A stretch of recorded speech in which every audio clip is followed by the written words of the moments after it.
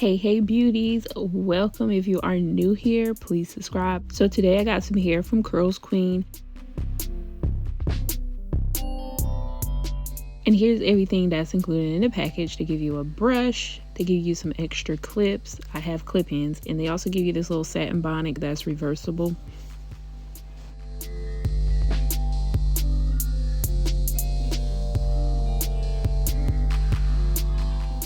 Pins come in a satin bag so you can store them when you take them out. Now this is their premium Brazilian virgin hair in the hair texture Water Kinky Curly in 22 inches. Now this is one set of clip-ins, and this set is supposed to be able to do your entire head.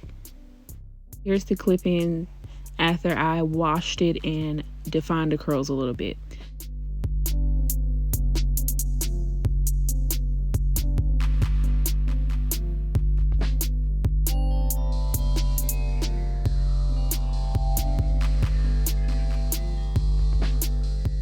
Here's my hair before, afro washed and conditioned. I use Sacred products. They've been working really well. I like them. And here's my braid down.